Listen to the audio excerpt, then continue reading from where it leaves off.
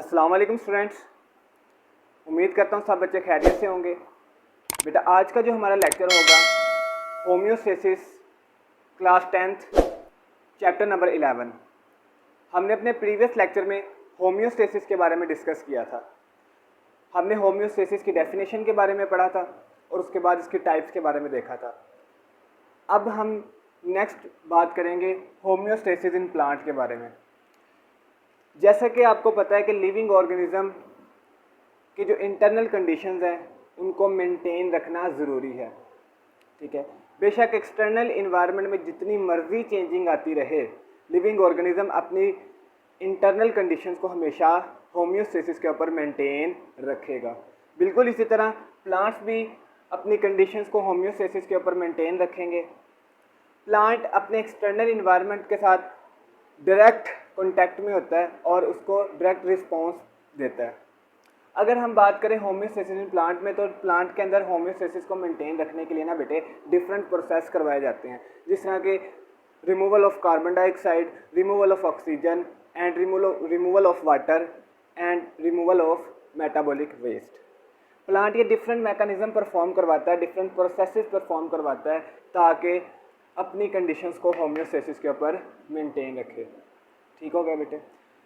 अब अगर हम सबसे पहले बात कर लें रिमूवल ऑफ कार्बन डाइऑक्साइड की। अच्छा, तो स्टूडेंट्स डे टाइम प्रोसेस अलहदा होगा और नाइट टाइम का प्रोसेस थोड़ा अलहदा होगा। ठीक है, अलहदा डिफरेंट क्यों होगा इसके बारे में हम डिस्कस अभी कर लेते हैं। अगर हम बात करें डे टाइम, जैसा कि आप लोगों को पता है कि दिन के वक्त फोटोसिंथेसिस भी हो रही होती है और रिस्पायरेशन भी होती है। ठीक है, और जो कार्बन डाइऑक्साइड है वो रिस्पायरेशन के प्रोसेस में प्रोड्यूस करवाई जाती है। ठीक है, और यही कार्बन डाइऑक्साइड प्लांट फोटोसिंथेसिस के प्रोसेस में यूज़ कर लेता है। ठीक है बेटे, किस प्रोसेस में यूज़ करें? यही कार्बन डाइऑक्साइड प्लांट फोटोसिंथेसिस में यूज़ कर लेगा और फोटोसिंथेसिस के नतीजे में ऑक्सीजन प्रोड्यूस हो जाएगी। ठीक है, मतलब कि दिन के वक्त रिस्पायरेशन के नतीजे में जो कार्बन डाइऑक्साइड रिलीज होगी वो कार्बन डाइऑक्साइड प्लांट खुद ही यूज़ कर लेगा, मतलब कि एक्स्ट्रा कार्बन डाइऑक्साइड नहीं बचेगी। मतलब कि दिन के वक्त प्लांट कार्बन डाइऑक्साइड को रिमूव नहीं कर रहा होगा। ठीक है, अगर हम सिमिलरली बात कर लें नाइट टाइम की,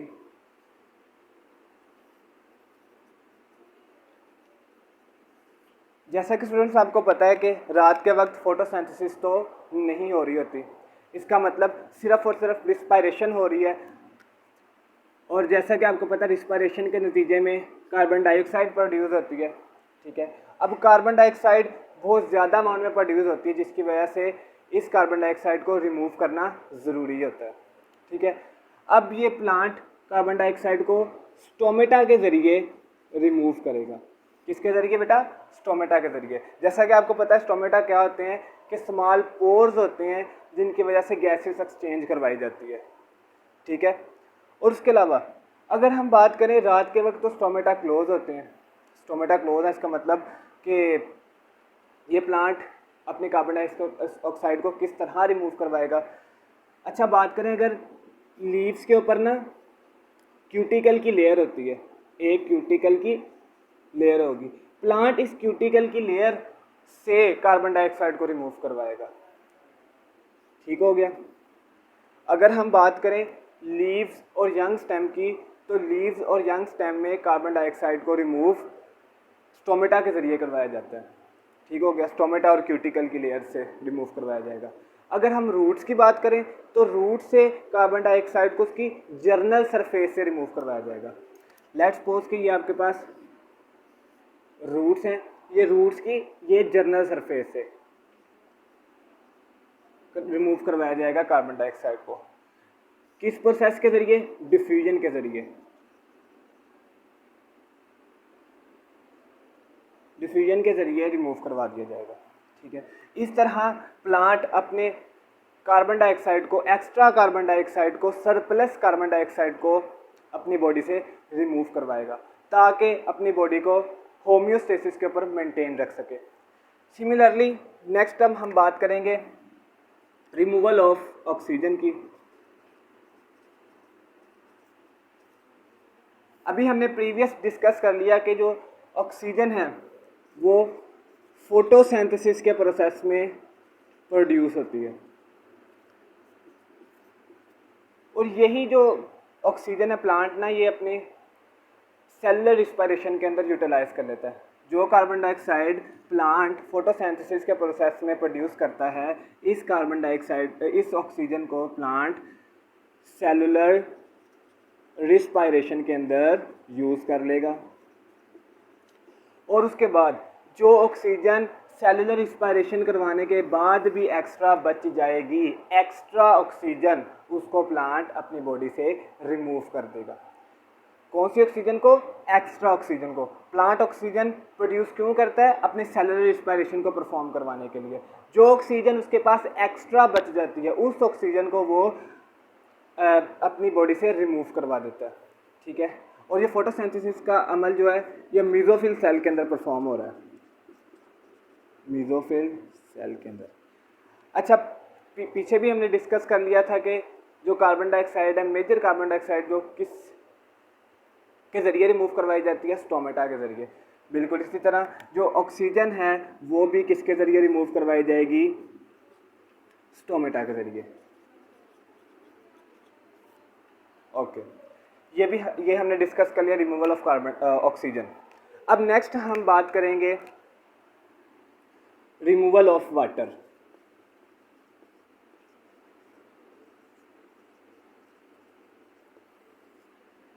अच्छा स्टूडेंट, जिस तरह ह्यूमंस के अंदर एवेपोरेशन जो हमें पसीना आता है और वो पसीना एवेपोरेट होता है जिसकी वजह से हमें कूलिंग इफेक्ट मिलती है, बिल्कुल इसी तरह प्लांट के अंदर ट्रांसपायरेशन का प्रोसेस होता है।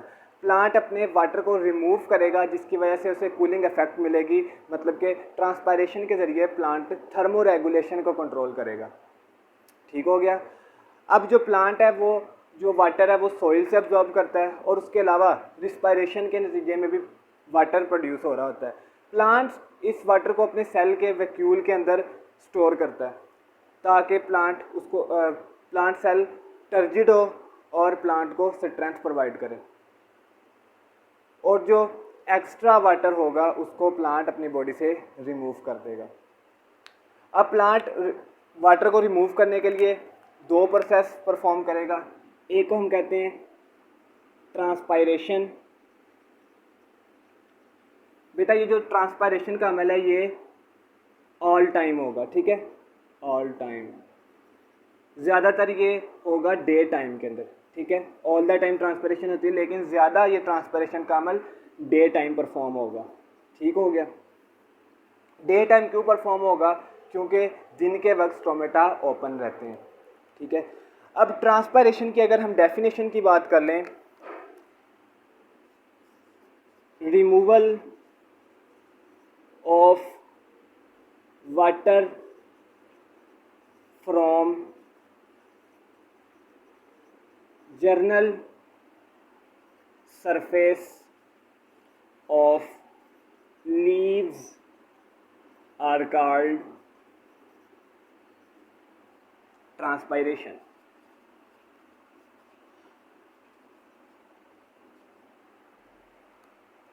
बच्चों जी, जर्नल सरफेस ऑफ लीव्स मतलब कि लीव की जर्नल सरफेस से जो वाटर, जर्नल सरफेस मतलब ये सारी सरफेस से जो वाटर रिमूव होगा उसको हम कह देंगे ट्रांसपायरेशन। नेक्स्ट अगर हम बात कर लें दूसरा अमल प्लांट अपने एक्स्ट्रा वाटर को रिमूव करने के लिए यूज़ करता है, वो है गुटेशन का। कौन सा प्रोसेस प्लांट परफॉर्म करवाएगा? गुटेशन।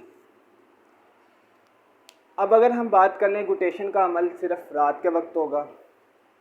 अब लेट्स सपोज कि प्लांट जो वाटर है वो सॉइल से अब्जॉर्ब करवाएगा। प्लांट वाटर को कहाँ से अब्जॉर्ब करता है बेटे? सॉइल से। ठीक है। अब सॉइल से प्लांट ने अब्जॉर्ब कर लिया रूट्स के ज़रिए। किसके ज़रिए? रूट्स के ज़रिए। अब यही वाटर प्लांट अपनी पूरी बॉडी के अंदर ट्रांसपोर्ट करवाएगा, कंडक्ट करवाएगा। किसके ज़रिए?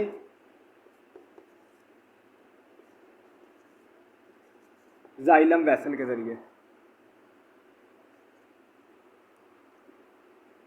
जाइलम वेसल के ज़रिए प्लांट पूरी बॉडी के अंदर कंडक्ट करवा देगा इस वाटर को।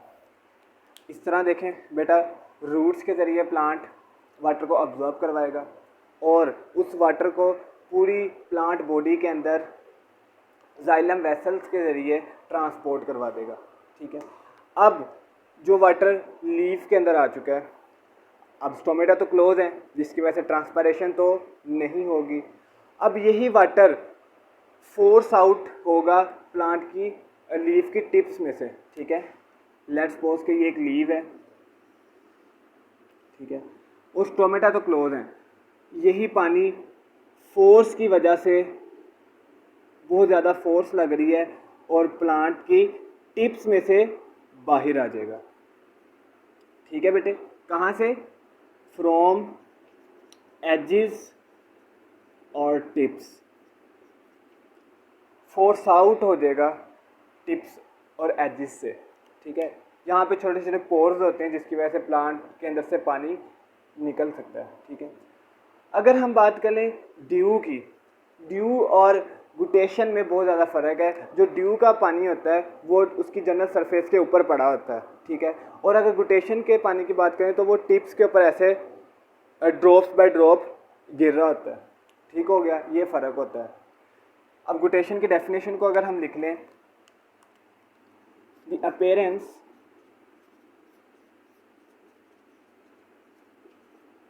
of water at the tips or edges of leaves are called गुटेशन। ठीक हो गया। जो वाटर हमें कहाँ पे नज़र आ रहा होता है? टिप्स और एजेस ऑफ लीव्स, उसको हम कहते हैं गुटेशन। ठीक है। मतलब कि the removal of water from the edges और tips of leaves is called guttation. ठीक हो गया। गुटेशन पता लग गया, ट्रांसपरेशन पता लग गई।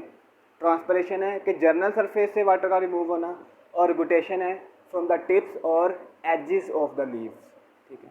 प्रेशर की वजह से ये पानी उसकी टिप्स में से रिमूव आउट हो जाता है। ठीक हो गया। फोर्स लगती है और फोर्स आउट हो जाता है वाटर। इस प्रोसेस को हम कह देते हैं गुटेशन। आज के लेक्चर में हमने बात कर ली removal of carbon dioxide, removal of oxygen, removal of water and उसमें रिमूवल ऑफ वाटर के अंदर ट्रांसपायरेशन और गुटेशन के बारे में पढ़ लिया।